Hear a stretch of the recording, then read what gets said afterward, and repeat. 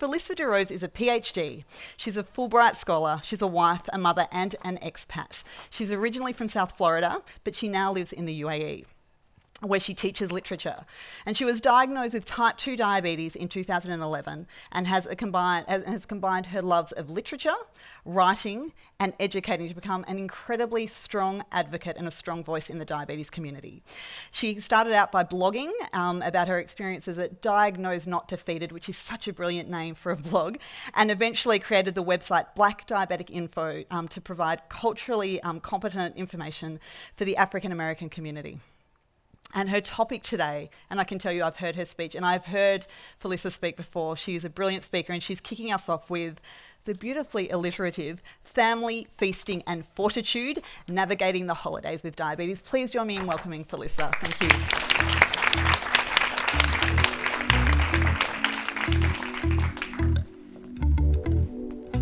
So hello everyone. Welcome to my holiday feast. See, there's a table right here. On this table, you will find candied yams, cornbread dressing, baked macaroni and cheese, oven roasted turkey, and my grandmother's green beans. For New Year's, you'd find on this table Hoppin' John, which is rice and peas. And of course, for good luck to bring in the new year, you have to eat it with a side of collard greens. On this end of the table, you will find a jelly coconut cake decorated to please the eye. And next to it, you'd find sweet potato pie. These are the flavors of my holiday feast. These are the foods that I grew up eating during the holidays and loving. But I remember when I was diagnosed with type 2 diabetes, I didn't know how I was going to navigate that table. Of course, reading pamphlets on carb counting and the glycemic index and the wonderful plate method, I had figured it all out. That first holiday potluck, I stood in line as the women began to serve food. Would you like some macaroni and cheese? No, thank you. Would you like some cornbread dressing? No, thank you. See, I was going to do a modified plate method because what I really wanted to eat that holiday dinner was banana pudding. And banana pudding is full of carbs. So I was going to fix my plate and it was going to be perfect because it was going to have non-starchy green vegetables and oven roasted turkey, so 0 carbs, leaving just enough for that banana pudding. So when I got in front of the woman who was giving out potato salad, she asked, "Would you like potato salad?" I said, "No, thank you." To that, she replied by taking my plate, dipping her spoon in the potato salad, and putting it on there. I couldn't believe it. I was shocked. I thought maybe she didn't hear me. So as a newly diagnosed person, I proceeded to explain, "Excuse me, I'm newly diagnosed with type 2 diabetes and I'm doing the carb counting and plate method, so I really can't have any of that potato salad because I'm saving all of my carbs for the banana pudding at the end of the table, so really I can't have any potato salad." Well, to this, the woman replied by still holding my plate, taking her spoon, and dipping it even further in the potato salad and plopping more on my plate, handing it to me and saying, "I made it."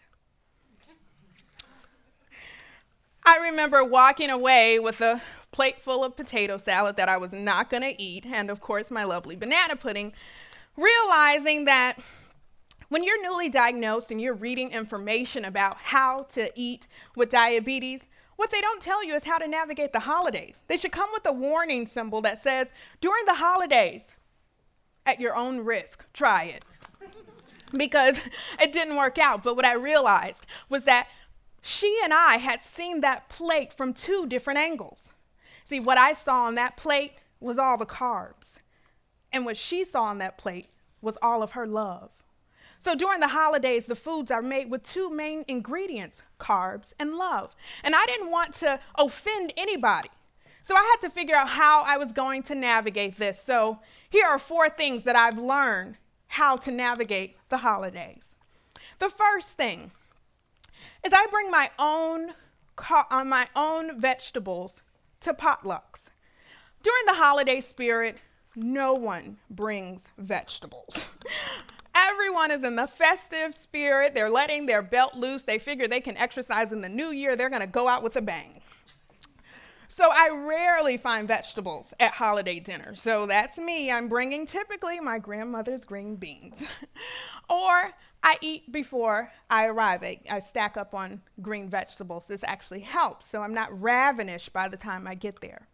The second thing is I had to learn how to navigate food pushers. You know, people who love to push food on you. It's your grandmother saying, you're looking a little thin, go and have a second helping. It's your best friend who's saying, wait a minute, you have to live a little, right? Go ahead and have more. So food pushers, I would say, is one of the biggest challenges that I have to deal with. And I've learned over 7 years that food pushers have their own language. And they don't understand carb counting. They don't understand, I have diabetes and I can't eat more right now. But you know what food pushers do understand? They understand an upset stomach and the midnight munchies. So here I go. Food pusher. Hi, Phyllisa. Would you like some pumpkin pie and eggnog to go with that plate? The new me.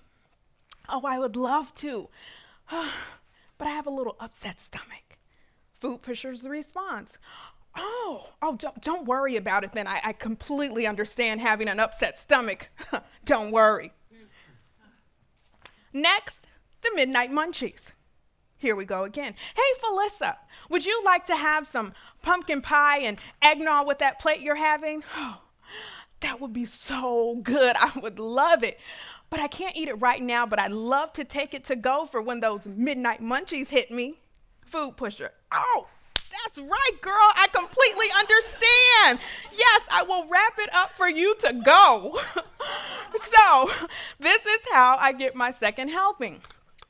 People don't understand diabetes when you tell them, but they do understand an upset stomach and the midnight munchies. The third thing is that I like to work out in the evening. If you follow me, you know I've lost almost 100 pounds. And so I'm a person that enjoys working out. I like what it does, like how I feel. But because I like to work out in the afternoon, typically these potlucks and dinners and celebrations, they happen in the evening. So during the holiday season, I flip it. I exercise in the morning. And if I cannot get to the gym, if I'm at the holiday party, and some of my deep speakers will know this for sure, I'm the kind of person that'll say to a crowd after dessert, hey, let's crank this party up.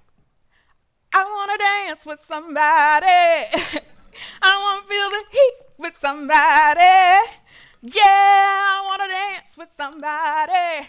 You have to burn carbs any way that you can. So if you are at a party, you dance, dance, dance. So this is a third thing I've learned to do to navigate through the holidays.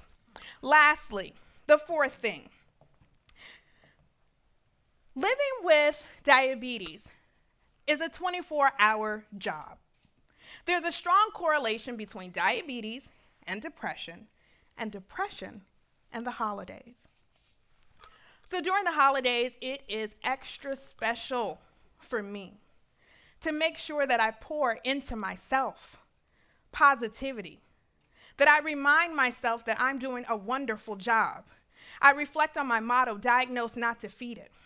Because when you're managing diabetes, let's face it, you're really doing the job of a superhero. I mean, taking over what a vital organ should be doing. So even on my worst day, I'm still good. And so I have to remind myself of that, because when I do succumb to a food pusher or I don't exercise at the gym, I can begin to feel feelings of failure. Or after a great party and I check my blood sugar, my fasting blood sugar in the morning, and it's really high, I can also feel like a failure. But I have to combat those feelings.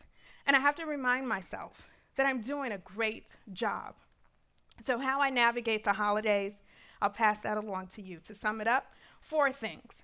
The first, Bring your own vegetables to the potluck. And yes, you won't get the cool card, but at least your blood sugar will be okay. 2, if you don't feel like explaining diabetes to anybody, use the language of food pushers, an upset stomach, and the midnight munchies. Thirdly, exercise, dance. Dance like you're bringing in the new year. And lastly, pour into yourself positivity. Because if you are managing diabetes, you are doing a great job. And remember, you are diagnosed, but you are not defeated. Thank you.